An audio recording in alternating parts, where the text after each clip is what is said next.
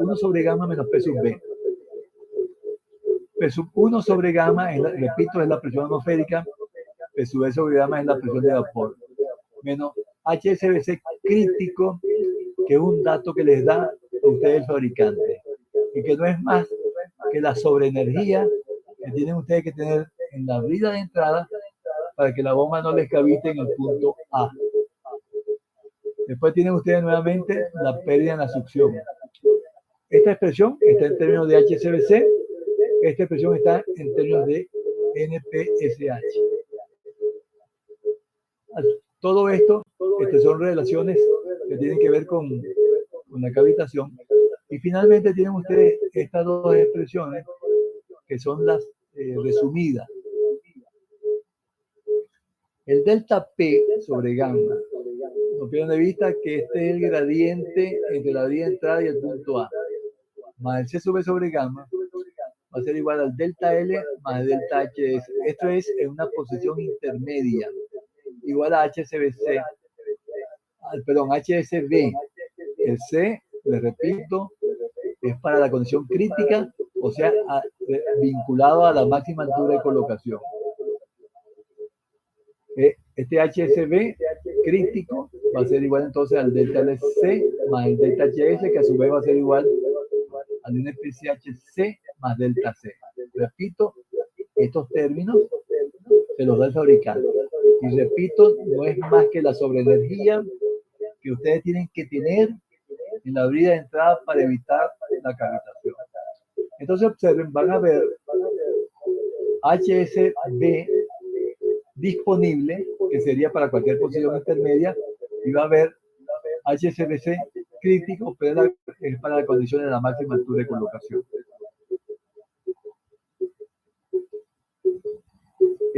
Esto, por supuesto, hay que leérselo de los apuntes, pero al fin y al cabo lo que nos va a interesar es esta expresión que está aquí. Ustedes deberán calcular la pérdida en el conducto de succión. Por eso es que el diámetro se sobredimensiona en la succión, precisamente para evitar una caída de presión. Entonces observen cómo ocurre esa transformación de energía. ¿Ustedes de qué disponen en la superficie de entrada? De la presión atmosférica, P1 sobre gamma. Esa presión, ¿cómo se distribuye o cómo se transforma o en qué se transforma? Primero, en este tramito que está aquí corresponde a la pérdida en ese tramo. Después, por supuesto, se transforma en una energía potencial, que es la colocación de la bomba. Esto es intermedio, ¿no? Después, en la presión en la brida de entrada y finalmente la energía cinética en la brida de entrada. Es así como se transforma esta presión. Ahora, en términos de la presión de vapor, se hace algo diferente. Observen esto que está aquí. El HSB para la posición intermedia más la presión de vapor tiene que corresponder con la sobreenergía en la brida de entrada. Esto es el HSBC. Perdón, el HSB. De igual forma, el NPSH disponible va a ser igual, va a ser también un tramo de energía, pero observen que no está vinculado a la brida de entrada, sino que está vinculado al eje del rodete. ¿Por qué? Porque el delta C es precisamente este gradiente entre la brida de entrada y el eje del rodete. Habíamos dicho que el HSB o el HSB, sí, el HSB va a ser igual a NPCH más el delta C. ¿Cuál es la diferencia entre estos dos? El HSB es la sobreenergía referida a la brida de entrada. El NPCH es la sobreenergía referida al eje del rodete. El delta L es la sobreenergía, pero asociada al punto más susceptible de cavitar. Esa es la diferencia que hay entre HSB, NPCH y delta L. Entonces observen cómo calcular la máxima altura de colocación. Deberán ustedes conocer entonces la presión atmosférica, que va a ser o va a depender de de la altitud de la instalación. No es lo mismo a nivel del mar que en Caracas, que en el Hotel Humboldt. Esa presión va a decrecer. Y ese dato lo conseguimos en el Cameron en la página 148. Tome nota de eso, ¿no?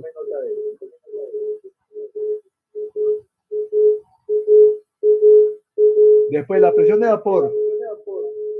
Esto, bueno, lo consiguen ustedes en cualquier libro de termodinámica y está vinculada con la temperatura. Esta es la presión de saturación. Y eso lo consiguen ustedes en el Cameron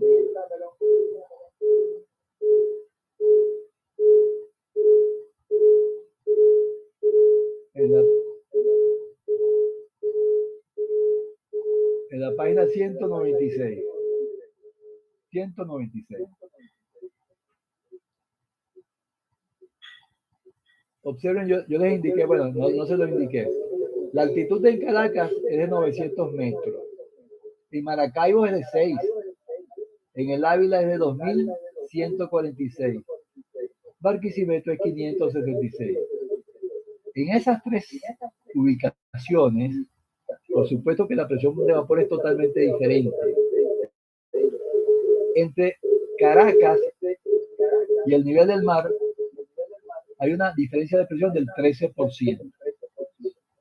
O sea que va a haber mucho más cambio de presión a nivel del Ávila. Entonces, fíjense, entre la página 148 y la página 196 tienen todos estos datos.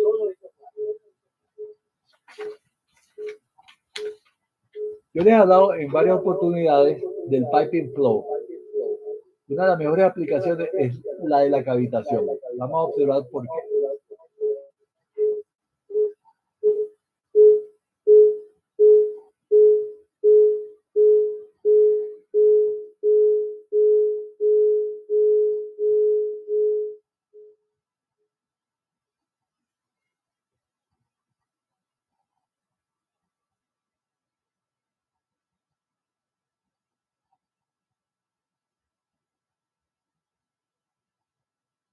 Observen esto, el sobrino mío me mandó el PTC MatCat Prime, me lo mandó desde Santiago de Chile.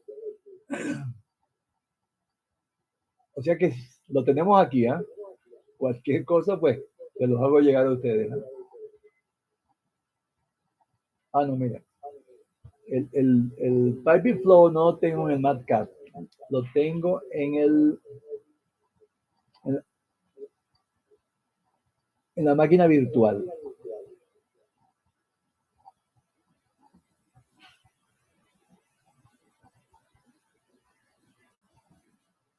La máquina virtual lo que crea es otro sistema operativo, ¿eh?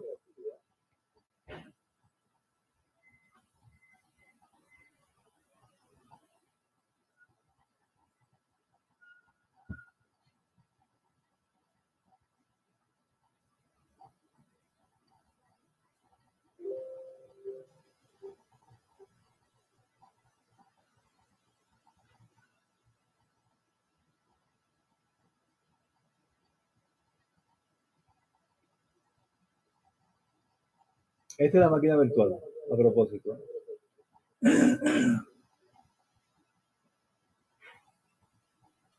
Entonces, este es el escritorio de la máquina virtual.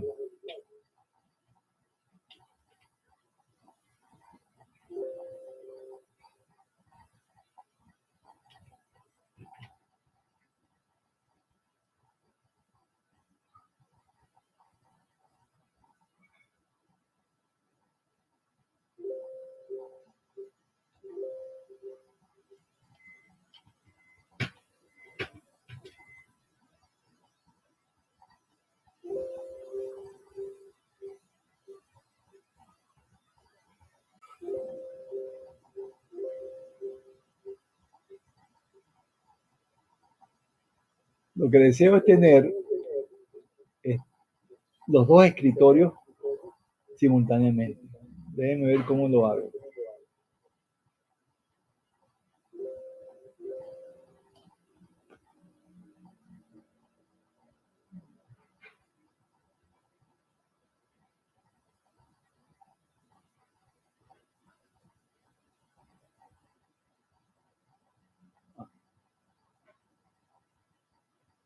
Ok. Entonces, este sería el escritorio de la máquina virtual, ¿no? Tengo aquí un ejemplo para ustedes, ¿no?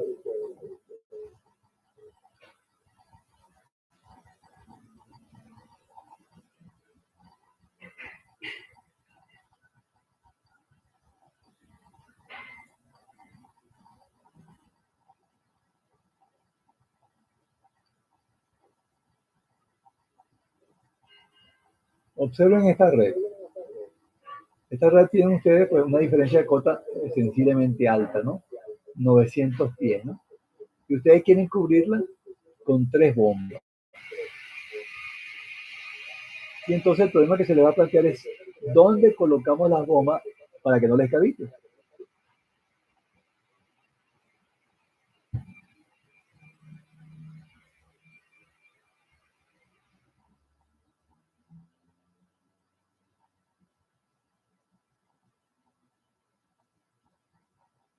Observen cómo camina el pipe and flow, ¿no? Primero, por supuesto,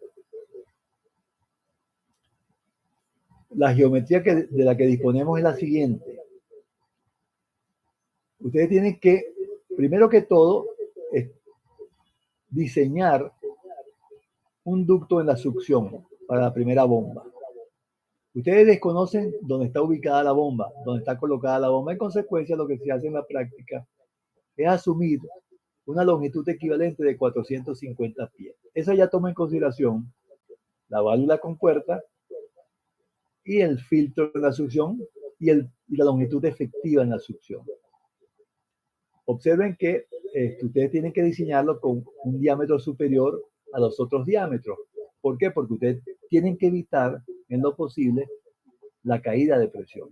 Entonces ponemos 12 pulgadas, 450 pies. Después, ¿qué tenemos nosotros en la salida? Bueno, tenemos un tramo de 1000 pies. No, perdón, de 3000 pies. Tienen 3000 pies. Y ustedes entonces lo que hacen es estiman un diámetro que haga de que el caudal en ningún caso exceda de 7 pies por segundo de velocidad, ¿no? Entonces, ubicamos la primera bomba. ¿Cómo sabemos su altura? Fíjense que como esto trabaja en tiempo real, vamos aquí a los resultados, y ya le da todos los resultados. ¿Qué nos interesa a nosotros para efectos de cavitación? El NPCH disponible y el NPCH requerido. El requerido es el crítico. En ningún caso el disponible puede ser menor que el crítico. Entonces supongamos que nosotros por error ponemos aquí 15 pies para comenzar la iteración. Entonces observen que el disponible es 7.4 y el requerido es 9.2. Para 15 pies la bomba les cavita. Entonces tienen ustedes que bajar esta altura, la bajamos a 10 por ejemplo. Aquí está bien. Aquí fíjense que el disponible es 9.5 y el requerido es 9.2, por decir algo, ¿no? Entonces, esta posición, este 10 pies está bien. Pero si ustedes quieren precisarlo, lo que hacemos es aumentamos esa altura. Vamos a ponerle 11 y observen que entonces que se van equilibrando esos dos valores, ¿no? Es decir, ustedes iteran hasta que ambas coinciden. No pierdan de vista el envejecimiento de tubería. Estos son valores aproximados. Ustedes no deben ser muy exactos aquí, sino que tienen que darle un factor de seguridad. ¿Okay? Y tienen que trabajar entonces coeficiente absoluto referido al envejecimiento de la tubería, ¿no? Pero de momento vamos a subir de que queremos ubicar todas las bombas en una tubería perfectamente limpia. Vamos con la segunda. Fíjense que la segunda bomba y la tercera, lo que hacemos es la ubicamos en una colocación geométrica, ¿no? Como eran 3000 pies, asumimos entonces que este tramo de succión va a ser 1000, de igual forma este y de igual forma aquel, ¿no? Y le damos un valor cualquiera. Entonces, como son 900 pies, esta altura va a ser la tercera parte aproximadamente. Entonces ponemos aquí 300 pies y lo ajustamos aquí. Fíjense que ahora que el disponible es mayor que el requerido. En consecuencia, podemos seguir aumentando esto. Vamos a aumentarlo a 3010. Todavía sigue siendo mayor la disponible. No, perdón. La disponible es 8.5, la requerida es 9.1. La bomba les cabita en esta situación. Entonces la bajamos a 305. Observen que aquí el disponible es mayor que el requerido. Esta altura está bien. La bomba no les cabita bajo esta condición. La otra, observen que cuando ustedes colocan todo esto, aquí les da todos los valores.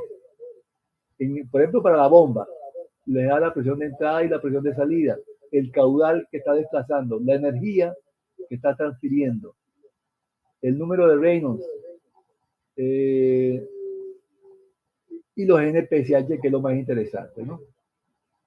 Por otra parte, tienen ustedes también la graficación. El programa les da el gráfico. Fíjense, este es el gráfico de la curva, este es el gráfico de rendimiento y este es el gráfico de potencia. También les daría el gráfico del NPCH. Vamos a ver qué pasó con el NPCH.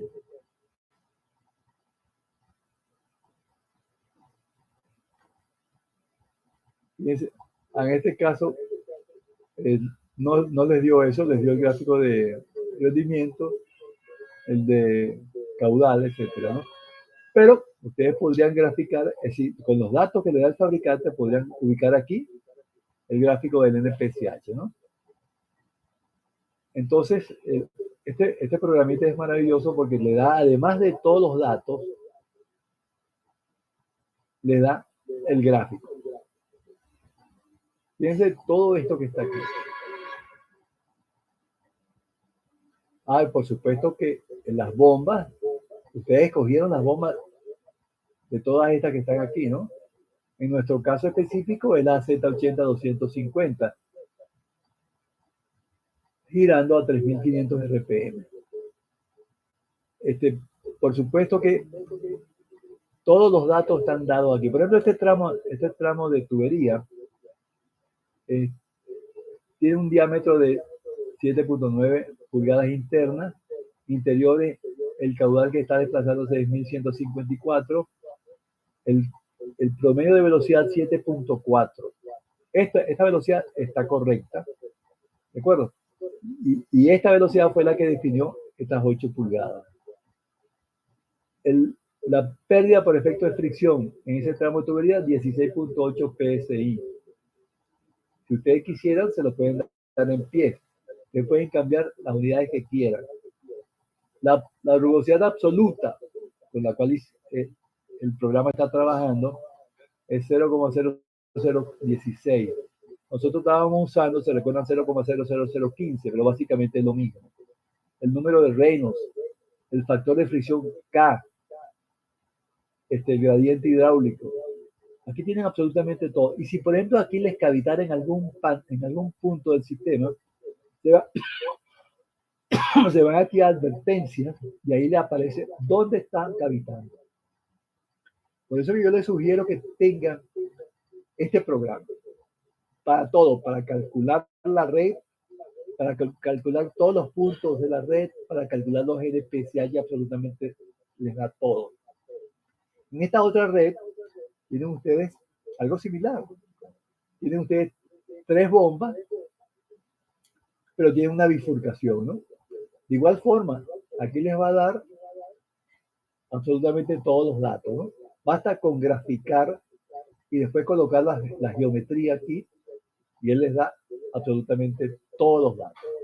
Por ejemplo, esta bomba está desplazando 1089.9 galones por minuto. Esta, 578, claro, porque esta está a 500 pies y esta está a 600. Esta bomba que está aquí. Está manejando, por supuesto, la sumatoria de estos dos caudales, 1668.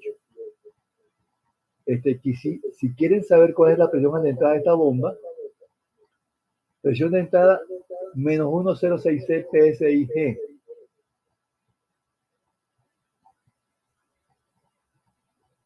Entonces, esta bomba 19 tiene una disponible de 19.4 y una requerida de 18.3. No está cavitando. Y la altura de colocación, observen la altura de colocación. En este caso, para que la bomba no les cavite, tienen ustedes que ubicarla por debajo de la altura del reservorio. Hasta ahora habíamos visto que la colocábamos por encima, la altura máxima de colocación. Aquí no basta con eso. Si la colocas por encima, les cavita, tienen que colocarla por debajo y a una altura de menos 14 pies. ¿Qué es lo que les dio? ¿Dónde lo dice? Bueno, aquí. 14 pies y en esa condición tienen ustedes el disponible 19.4 y el requerido 18.4. Bueno, este es el Pipe and Flow. Yo les recomiendo, por supuesto, ¿por qué les recomiendo esto? Por supuesto que si yo les propongo a ustedes un problema, por ejemplo, los problemas del AROC, ustedes tienen que hacerlo en el MATCAP, pero lo pueden validar con el piping. ¿Qué les parece, Eleazar? Está bien, profesor. Buenísimo, este es un programa buenísimo. Entonces, sí. Ustedes lo pueden bajar. Yo lo bajé, el sobrino mío me lo bajó de la máquina virtual, del box ¿no? Pero Jonathan, el semestre pasado, lo bajó directamente del Windows 14, del Windows 10. Yo no sé si ustedes quieren instalar una máquina virtual, y con la máquina virtual, por supuesto, sí pueden ustedes bajar entonces el programita ¿no?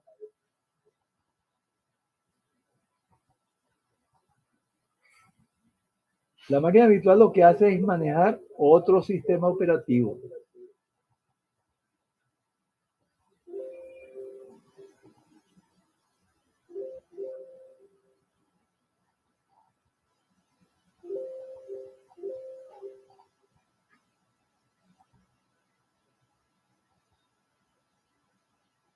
Déjenme ver qué otra cosa había por aquí.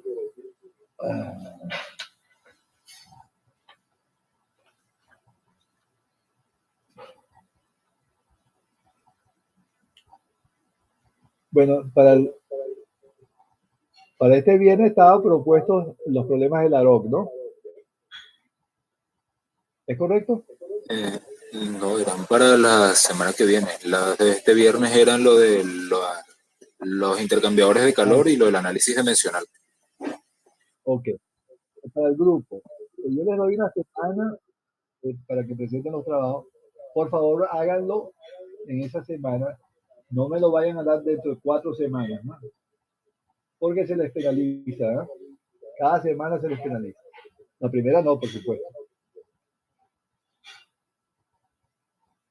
A ver qué otra cosa había por aquí. Bueno, en el tema de cavitación, yo creo que leyéndose los apuntes y resolviendo estos dos ejemplos, lo que podemos hacer es resolver este ejemplo por el MATCAD. Entonces yo se los voy a hacer llegar los datos de este problemita del Pipe and Flow para que resuelvan entonces la red de las 3 bombas lineales y la del tridente. ¿Está bien? Podemos hacerlo eso, ¿no? Y es para el próximo miércoles, si hay alguna duda la podemos aclarar, ¿no? Pero no debe pasar del viernes. Eso sí, condición sine qua non. Fíjense, aquí tengo el PTC. Yo creo que este se puede, yo creo que lo puedes bajar tú, el azar. Tengo que revisar a ver si mi computadora El lo soporta. Prime 5. Yo lo estoy ahorita revisando. Me lo descargaron anoche. ¿Eh?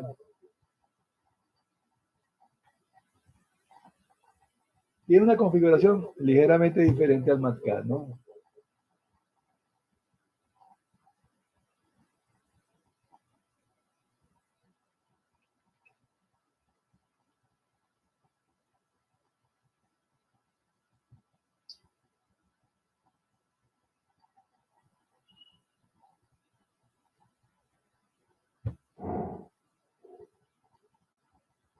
Bueno,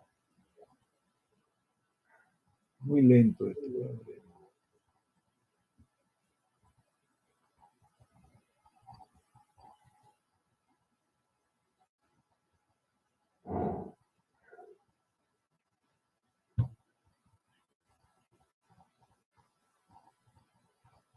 Aquí está el PTC MatCat Prime 5.0. Lo que pasa es que se le va a montar encima a este.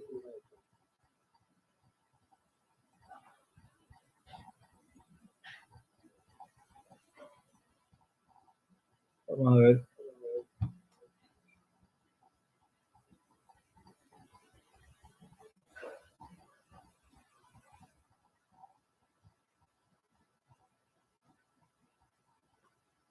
Este es el nuestro, el MatCat 15. Déjenme ver si tengo algo por aquí de cavitación.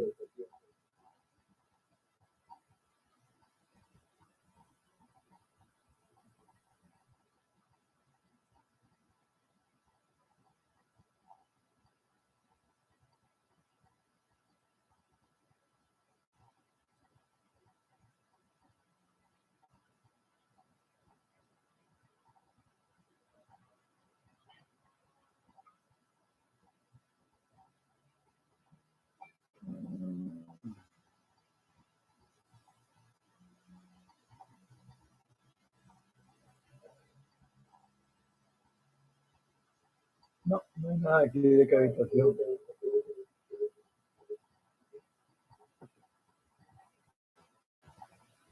Este es el MatCat Prime.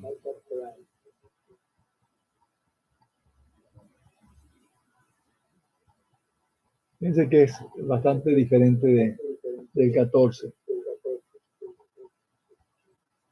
No les puedo decir si es mejor o peor, no lo he analizado. Pero quizá convendría tenerlo, ¿no? Vamos a ver. Vamos a ver el histórico de problemas, a ver qué conseguimos de cavitación.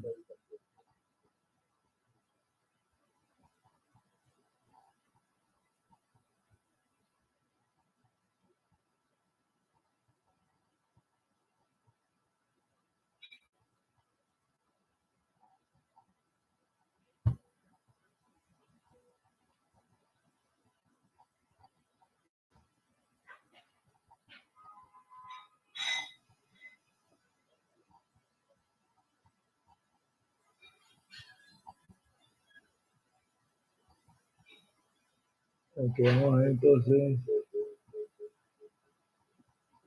Aquí tengo las tareas de ustedes, ¿eh? Por favor, envíenlas. Fíjense que aquí, con excepción de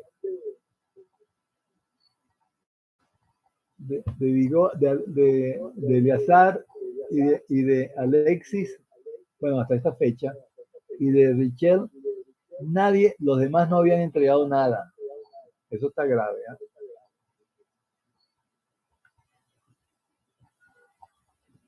Problemas, vamos a ver. Tareas.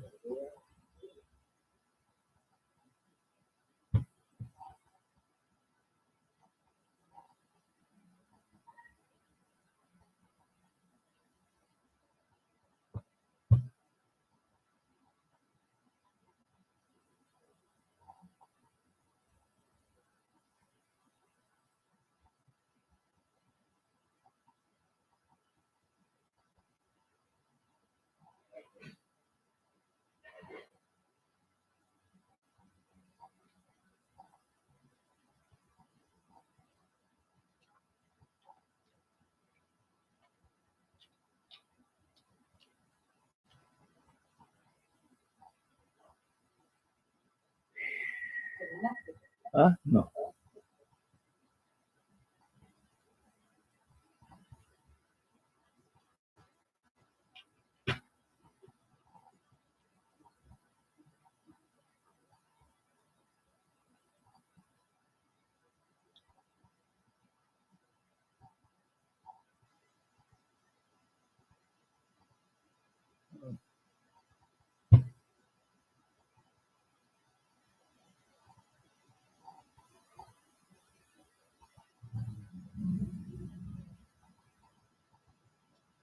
Vamos a ver ahorita el histórico de los problemas que hemos hecho en los últimos semestres.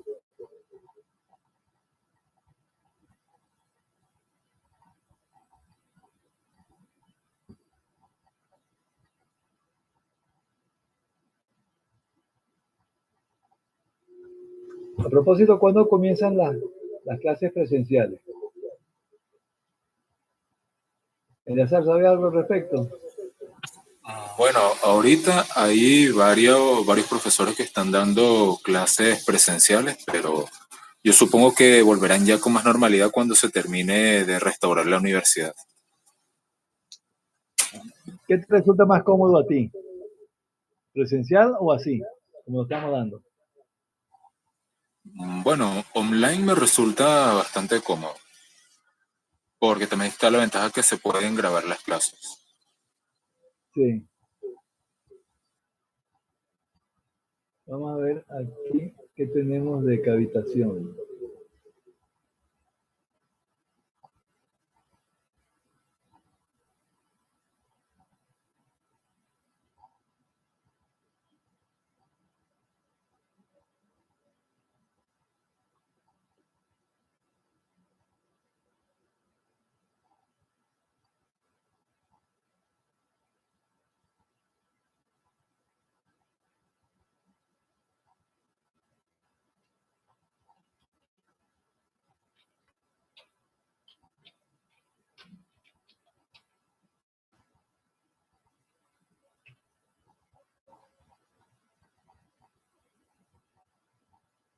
Ah, caramba, aquí no tengo nada.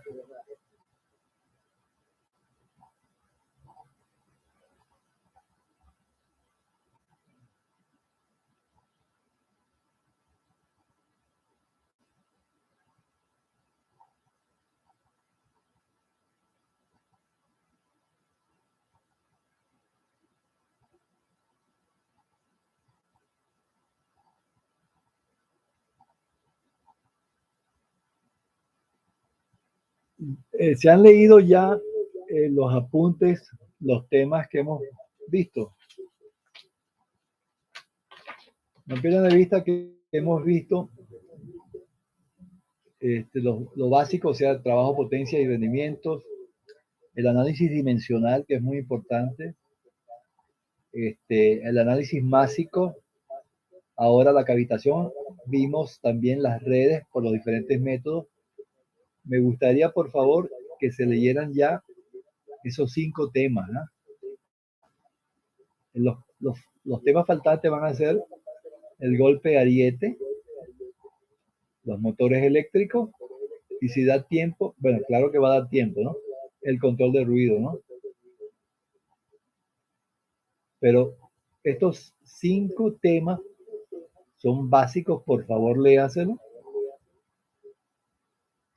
Y la idea es, se lo leen y aclaramos las dudas aquí en las reuniones. Hagan por favor eso, ¿no? Oye, no consigo algo interesante. Ya da un momentico. Con respecto a la cavitación, ¿qué dudas tienen?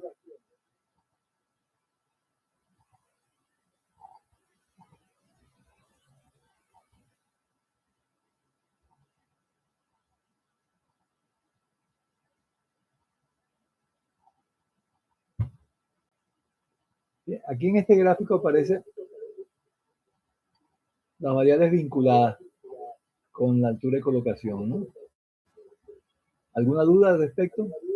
Ahí tenemos energía disponible, la presión atmosférica. Parte de esa energía se agota en las pérdidas por efecto de fricción hasta la brida de entrada. que es esto que está aquí, H sub S. En la brida de entrada, ¿qué energía disponemos nosotros? La altura de colocación, la presión en la entrada y la energía cinética. Esa sería las energías específicas en la brida de entrada. Esas energías, sobre todo la de presión, se agotan dentro de la bomba, de modo tal que la depresión podría producir que parte del fluido se evaporara. Al ocurrir eso, la curva característica se deforma totalmente, se transforma en una vertical y parte del fluido se evapora. Al ocurrir eso, se obstruye el paso del fluido y por eso es que el rendimiento se va a cero. Por supuesto que podría haber una condición, una situación parcial, ¿no? Con una pequeña cavitación y el rendimiento pues es afectado, pero no tan sensiblemente.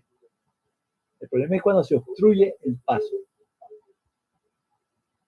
Aquí tenemos el delta C, que es la diferencia de cota entre la brida de entrada y el eje del rodete. Los NPCH y el HCBC, que son la sobreenergía que tienen ustedes que tener en la brida de entrada para que la bomba no les cavite. Ese es NPCH y HCBC. La diferencia entre ellas es que una está referida, el HCBC está referido a la brida de entrada y el NPCH está referido al eje del rodete. Después tenemos el delta L, que no es más que un término de pérdida, al igual que los demás, que se los da el fabricante, ¿no? El fabricante les puede dar la posibilidad de cavitación en términos de NPCH, HSBC y delta LC. Fíjense que en todos los casos es la condición crítica. Ustedes tienen que evitar es que el fluido alcance la presión de vapor. ¿Ah? Por favor, léanse este gráfico con todos sus términos. ¿Alguna pregunta? Todo claro, profesor. Ok. Una pregunta. Es interesante ver en una tubería vertical cómo un elemento de volumen se va desplazando y en la medida que se va desplazando va aumentando su energía potencial, pero a expensas de qué? Porque la energía cinética permanece constante, a expensas de la presión. Por eso es que el elemento de volumen, en la medida que asciende, decrece su presión. Y eso es lo que está ocurriendo entre la brida de entrada y el punto más susceptible de cavitar. Profe, una pregunta. Altitud afecta esto. No es lo mismo la altitud a nivel del mar que la altitud en el Ávila.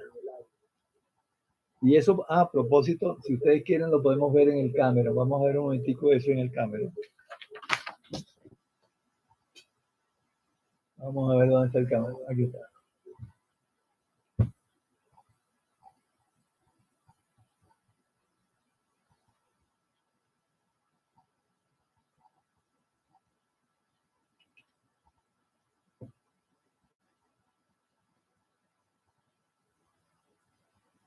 El Cameron tiene absolutamente, abarca todos los términos del curso. ¿Eh?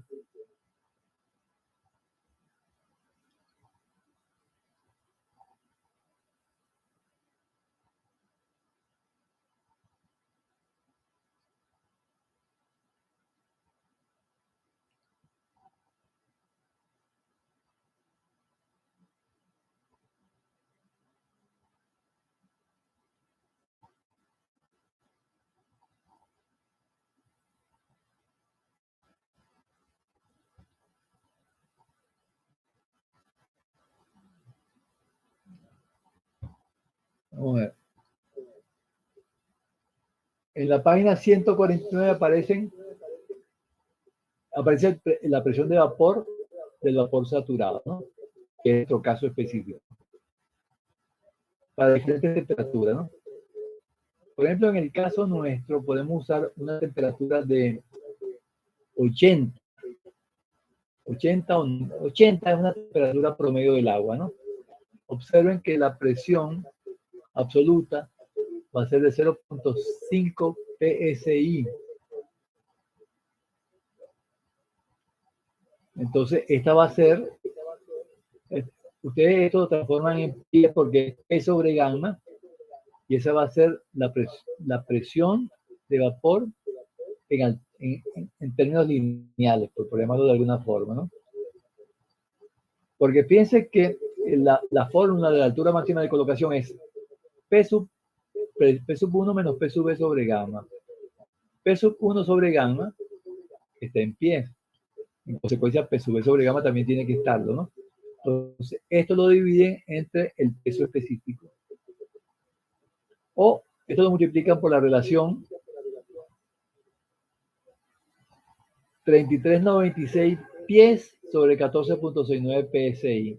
Y les da de igual forma la presión en unidades lineales, ¿no? Entonces observen, en esta página, en la página 149, tienen ustedes los datos para efectos de presión.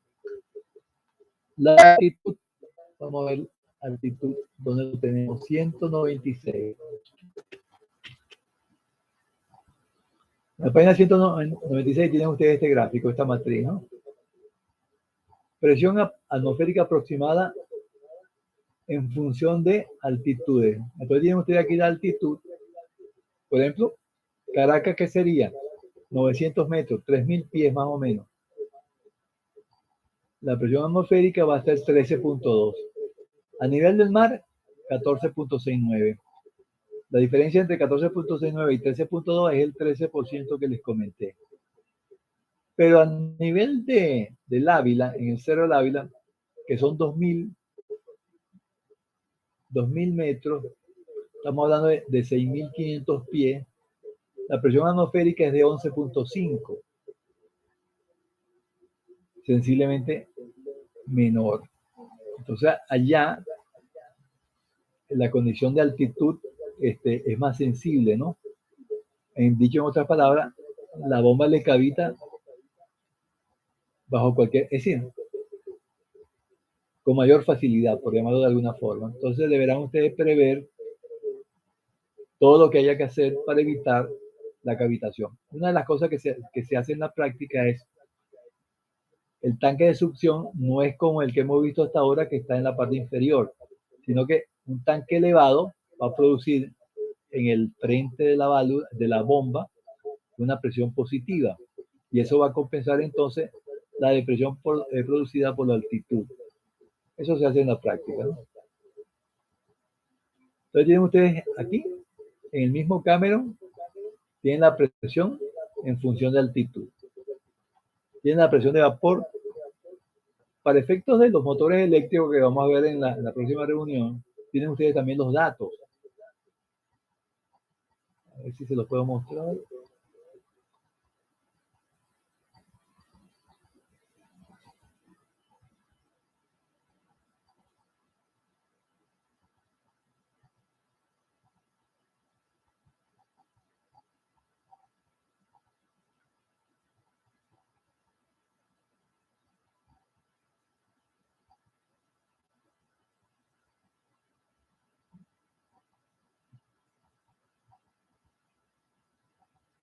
Motores, vamos a ver, ese sí no lo definí. Aquí están los datos de tubería, absolutamente todos los datos. Mira, tamaño, los schedules, fíjense, están todos los schedules aquí. Y hay un dato interesante al final, ¿no? Que es el factor del golpe ariete, que deberán ustedes considerarlo, tomarlo en consideración, ¿no? Ese factor se define en esta forma. El factor del golpe ariete.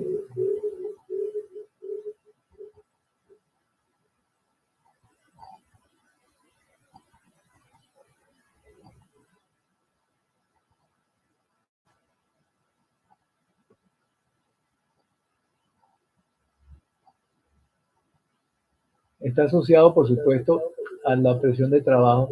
Aquí les da, por ejemplo, un dato bien interesante, ¿no? Para cualquier tubería, le da la presión permitida, o decir, que es capaz de soportar esa tubería, ¿no? En PSI y a una temperatura de 100 grados Fahrenheit. Y este Water Hammer Factor es para corregir este término que está aquí, esta presión.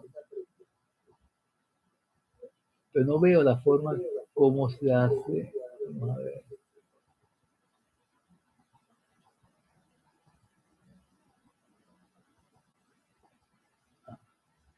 Ajá. La presión permitida. Ok.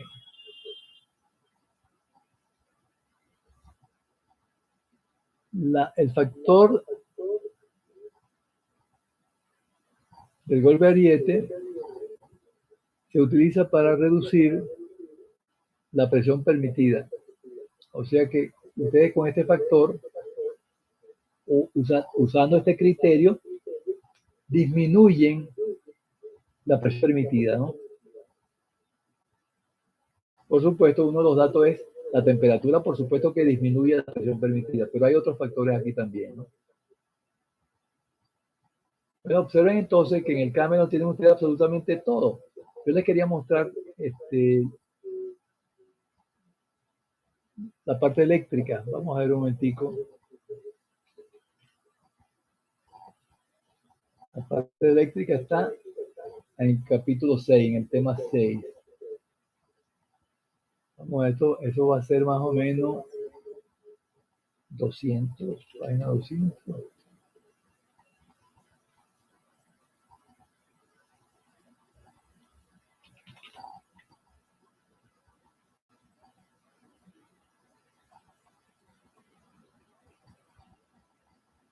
No pierdan de vista de que en una estación de bombeo la alimentación se hace eléctricamente, ¿no?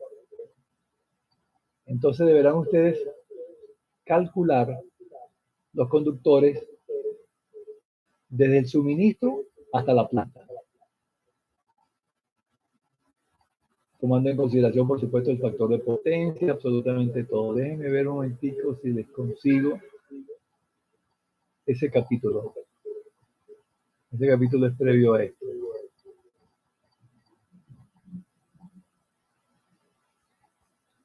Ustedes en la placa del motor consiguen amperaje, voltaje y factor de potencia, ¿no? A propósito, ¿qué es el factor de potencia? Ustedes saben que para que opere el motor, ustedes tienen que generar un campo rotativo, ¿no? Ahora, ese campo rotativo no constituye una pérdida, sino que sencillamente el que suministra la electricidad tiene que darle una energía adicional para crear ese campo rotativo. Ese campo rotativo no se transforma en energía a nivel del eje, por eso que no constituye una pérdida, pero tienen ustedes que suministrarlo. Entonces, eso es lo que se llama la potencia reactiva. Entonces, la potencia reactiva, aunque no es una pérdida, constituye un elemento a considerar porque deberán ustedes pagarlo, ¿no?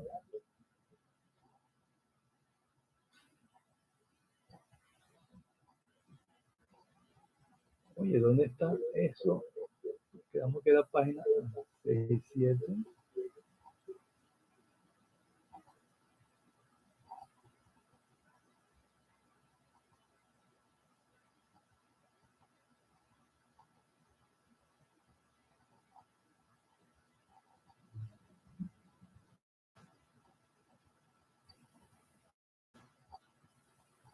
Ajá.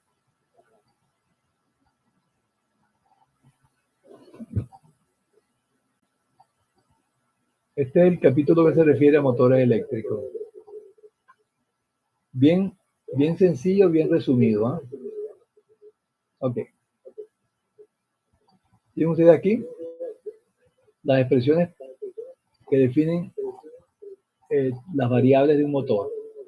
Para un motor de corriente continua, para un motor de corriente monofásica y para un motor de corriente trifásica, ¿no?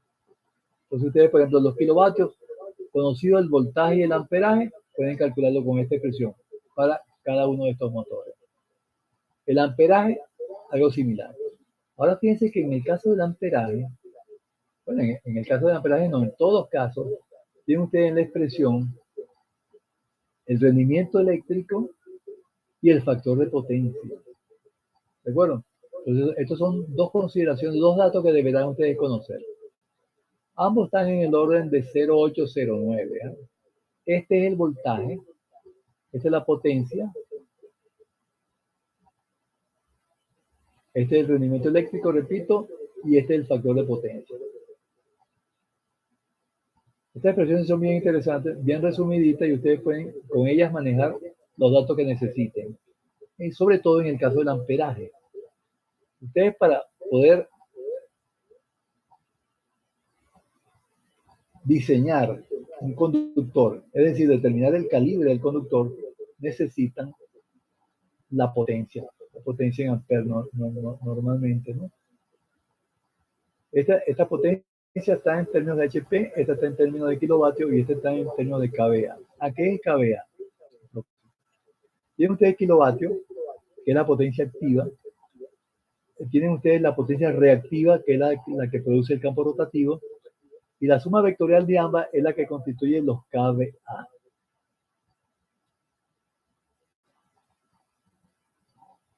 Aquí tienen los rendimientos típicos en motores trifásicos, ¿no?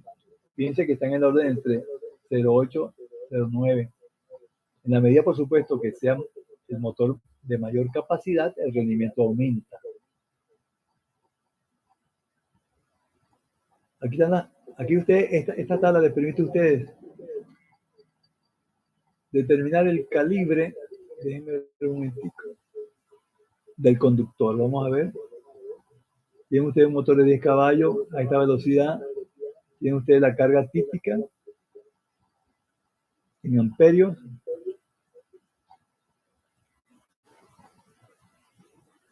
Tienen la potencia a rotor trabado, la carga máxima. Aquí no me aparece el tamaño del conductor, pero aquí sí. Vamos a ver. Aquí está. Motor, por ejemplo, de 100 caballos. Para uno de estos cables que están aquí, usan ustedes entonces el calibre 2.0. Para este tipo el fusible sería de 350 amperes. Pero lo que nos interesa es esto que está aquí, básicamente. Esto les permite a ustedes dimensionar el calibre. Por ejemplo, 30 amperes. Un conductor calibre 6 es suficiente.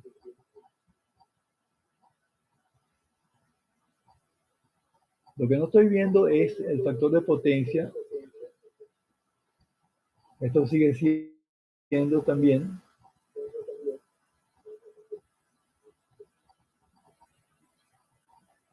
pero aquí está la pérdida en ohmios para cada uno de los conductores. ¿eh? Propiedades de los conductores.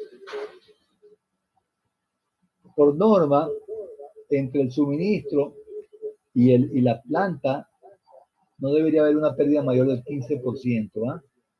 Eso es lo que le exige las normas de la electricidad de Caracas aquí en Venezuela. ¿no?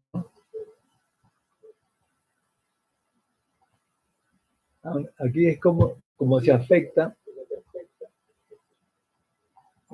las diferentes variables en función déjenme ver un momentico. Vamos a ver si esto lo podemos ver mejor.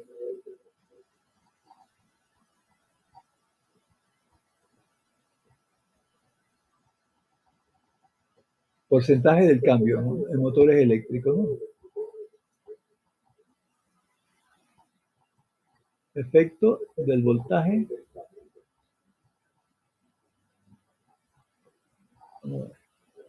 Deslizamiento.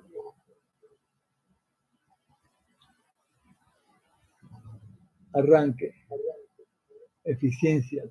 Factor de potencia. Déjenme ver el cambio. Vamos a ver, no entiendo esto.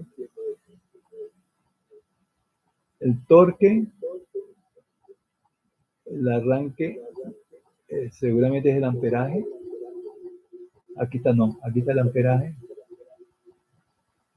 Pero fíjense que se modifica, no permanece constante. Si se modifica el deslizamiento, producto del torque, se modifica todo lo demás. Esto, por supuesto, que está asociado con la carga. No es lo mismo un motor que está girando sin carga a un motor que tiene plena carga y que el amperaje supera a la de la placa. Y por supuesto, bajo esas condiciones, todas estas variables se modifican. Y esta es la forma como se modifican, ¿no? Repito eso último. Ustedes tienen en la placa un amperaje y un voltaje. ¿Qué se refiere, por supuesto, a la plena carga, ¿no? Pero si ustedes excedieran esa carga, por supuesto que se van a modificar todas estas variables, ¿no? El deslizamiento va a aumentar, la carga va a aumentar, etcétera, etcétera, ¿no? Hay una variable muy interesante que es la carga a rotor bloqueado, ¿no?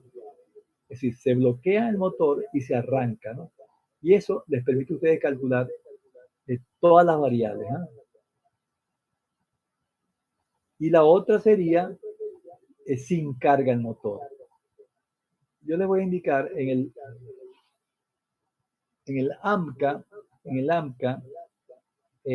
hay unos ejemplos que les permite a ustedes determinar las condiciones de operación bajo esas dos condiciones, ¿no? Y cómo determinar los kVA, cómo determinar el rendimiento, cómo determinar el factor de potencia, ¿no? Aquí, por ejemplo, no aparece el factor de potencia, cómo calcularlo, ¿no? Aunque ese es un dato del fabricante, ¿no?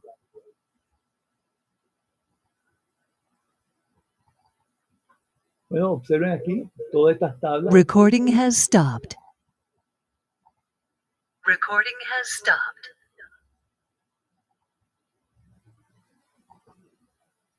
Las propiedades.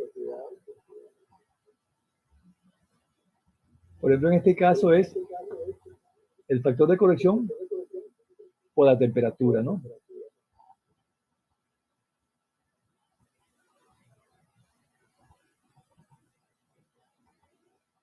Bueno, les sugiero, señores, que se lean también esta parte de los motores eléctricos. Aunque ustedes ustedes vieron esto ya con, ¿cómo se llama el profesor de electricidad? Con Leque. Me imagino Sí. que ustedes vieron todo Leque. Lo que es el factor de potencia, lo que es la condición a rotor lavado, sin carga, todo ese tipo de cosas lo vieron. Sí. Los rendimientos. Estas expresiones al principio, el porqué de ellas.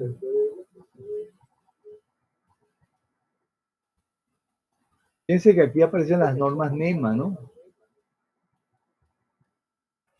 En sus respectivas páginas. Bueno, en cualquier caso, cuando veamos esta parte de los motores, yo les voy a poner varios ejemplos, ¿no? Porque fíjense, el diagnóstico de situación de un equipo, por ejemplo, de un motor o una bomba, supongamos de que ustedes consideren que la máquina es una caja negra y ustedes tienen que diagnosticar las condiciones de operación de ella, ¿no? Eso es lo que se llama el diagnóstico de situación, ¿no? Entonces, ¿cómo hacer? Primero toman las medidas, por supuesto, a través de manómetros y termómetros, el caudal a través de tubos de impactos, y en el motor les va a dar la mejor información, se la va a dar el motor eléctrico, ¿no? Pero el motor eléctrico puede trabajar a carga parcial, entonces deberán ustedes corregir las condiciones de trabajo. El motor no va a trabajar a plena carga, normalmente. Es decir, el amperaje que consume no va a ser el amperaje que aparece en la placa, sino que va a ser, Recording is on. la placa va a ser datos de referencia. Recording is on. para evitar de que el motor se les queme. Es decir, las condiciones o mejor dicho, las condiciones extremas son las que aparecen en la placa, ¿no? O sea, el amperaje a plena carga. Pero ese amperaje a plena carga no se le va a presentar a usted en la caja negra, sino que se le va a presentar otra condición cualquiera. Entonces, en el AMCA aparece el paso a paso para ustedes poder diagnosticar, determinar las condiciones de trabajo del motor, en consecuencia, las condiciones de trabajo del motor que está accionando, ¿no? Por cierto que hemos hecho algunos trabajos de tesis referente a eso, ¿no? Uno de ellos fue el de un ventilador y una fábrica en Guarenas nos ofreció su servicio y conectó al ventilador unos conductos, etcétera, etcétera, y tomó toda la información posible del accionamiento del motor y del ventilador. Entonces hizo en esa oportunidad, yo no sé si existe esa fábrica, voy a tratar de comunicarme con ella, de repente podemos hacerle una visita, no sé, si a ustedes les interesa eso. Pero eso de la caja negra es interesante, ¿no? Ustedes se van a presentar con el siguiente trabajo. Ustedes le dicen, bueno, chicos, esta bomba no está cumpliendo con sus condiciones de trabajo. Entonces, le dan a ustedes el paquete para poder diagnosticar qué es lo que está pasando. Eso es lo que es la caja negra. Entonces, ustedes deberán medir presión, temperatura, amperaje, voltaje, es decir, todas las condiciones que puedan ustedes medir. Y una vez hecho eso, van a tener que diagnosticar qué es lo que ocurre con el equipo, ¿no? Bueno, esa es la caja negra, la famosa caja negra, ¿no? Ahorita estamos haciendo una tesis que se llama energía inversa. ¿Qué consiste en lo siguiente? En la sala de máquinas del hospital militar, me refiero al área de aire acondicionado, tienen ustedes 2 chillers, tienen grupos de bombeo, tienen una cantidad de cosas, ¿no? Y se trata de diagnosticar y optimizar las condiciones de operación, ¿no? Ya, por ejemplo, de entrada hay un chiller que está parado, el otro está trabajando bajo condiciones muy extremas, de la bomba no se sabe nada, entonces eso es lo que es la caja negra, diagnosticar las condiciones de trabajo de cada una de ellas y su rendimiento respectivo. Eso es lo que se llama ingeniería inversa.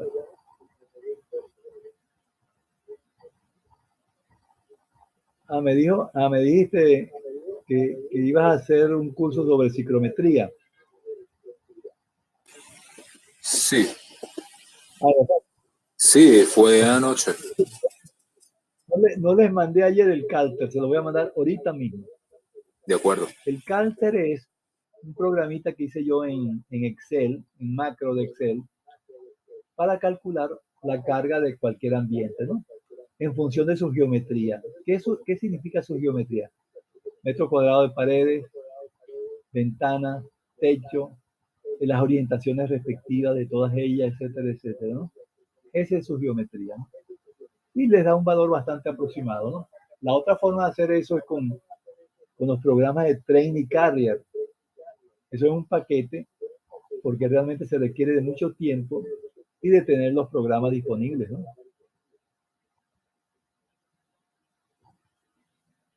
¿Qué se les ocurre a ustedes que deberíamos ahorita comentar? ¿Qué les interesa? ¿Qué quieren que aclaremos?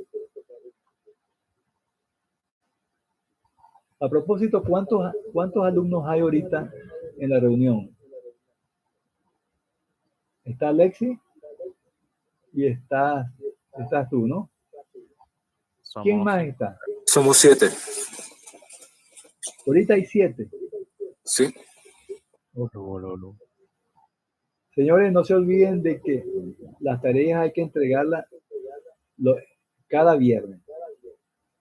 Se proponen hoy y se entregan el próximo, no este viernes, el siguiente viernes. Bueno, obviamente no este viernes, ¿no?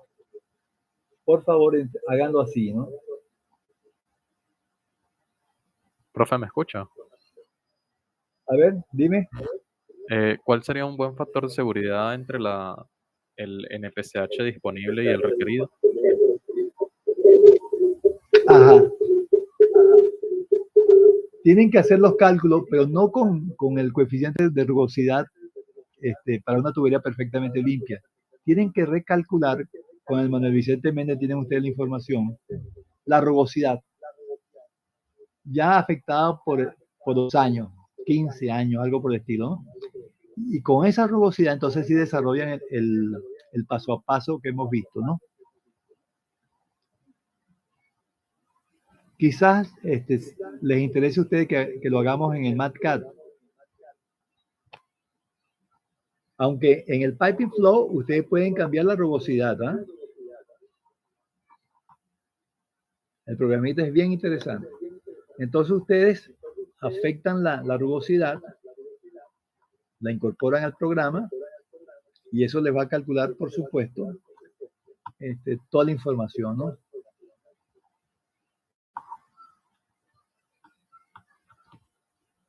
Y para efectos de diseño, no pierdan de vista que yo les di a ustedes una hojita donde aparecían las velocidades recomendadas, ¿no?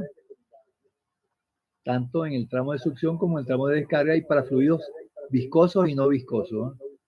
Tú tienes eso, ¿no?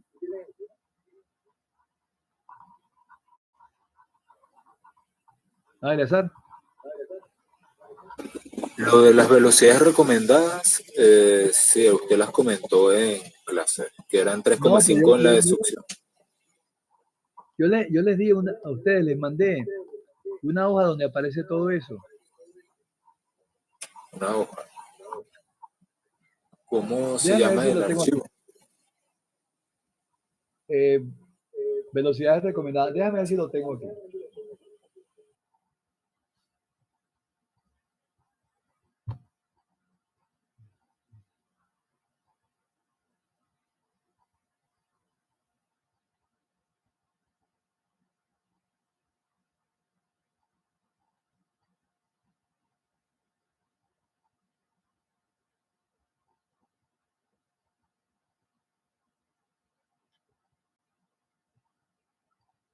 Es esto. Fíjense lo que aparece. Succión para líquidos, digamos que se evaporen. Este no nos interesa. Este tampoco. Este sí nos interesa, que es para el agua. Y este también es para el agua. Los demás son para fluidos viscosos y fluidos con una presión de evaporación muy baja.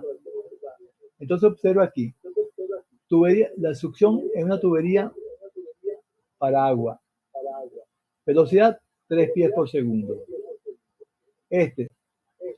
Tubería de descarga para el agua. Nosotros asumimos 7, 6.6, 6.7, algo por el estilo. Esto se lo pasé yo a ustedes. ¿A quién le hace falta?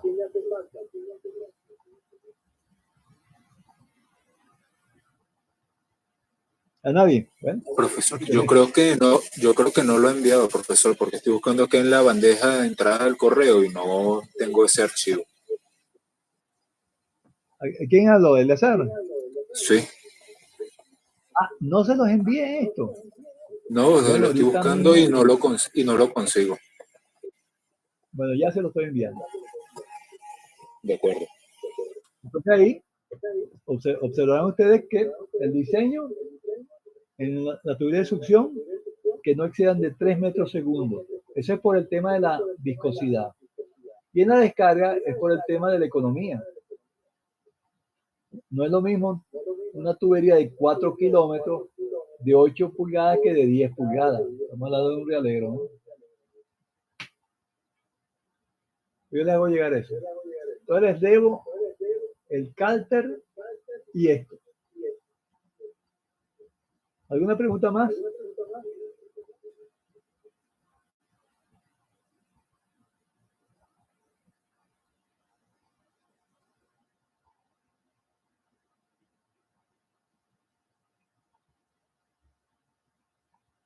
A ver si tengo algún problemita de cavitación.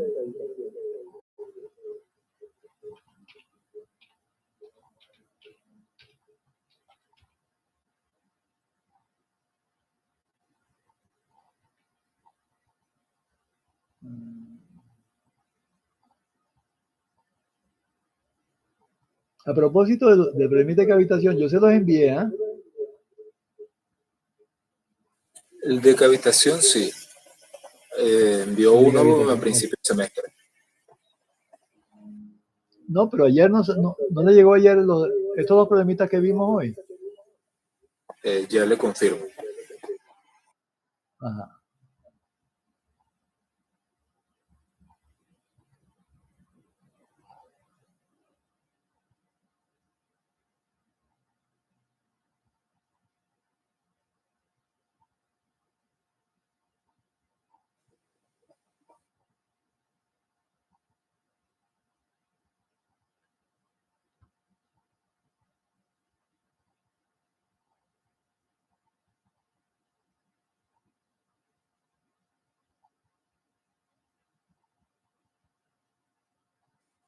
Sí, ayer envió un archivo de WinRAR de la cavitación. Ah, ok. Pero lo pueden abrir. Lo estoy descargando para ver si lo puedo descomprimir, porque mi computadora tiene un problema para descomprimir esos archivos. Ah, ya.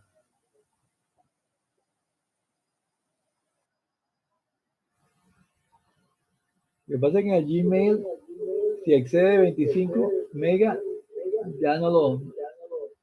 Sí los manda, pero a través del Drive, ¿eh?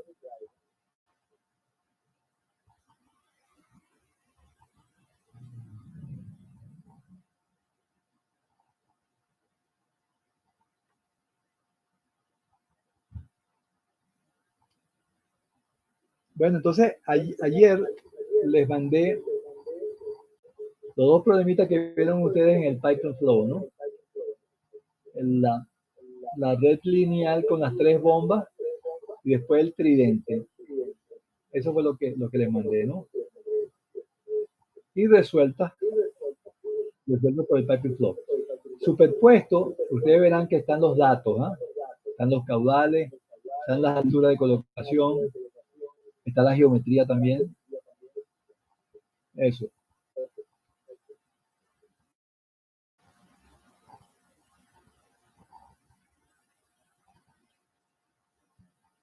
Bueno, de momento les voy a mandar entonces el cálter y las velocidades también. Sí, lo de las velocidades.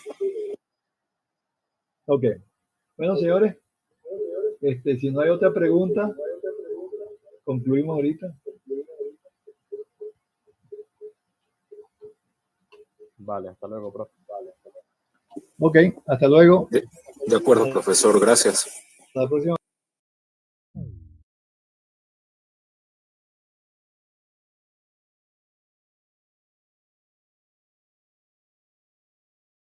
Recording has stopped.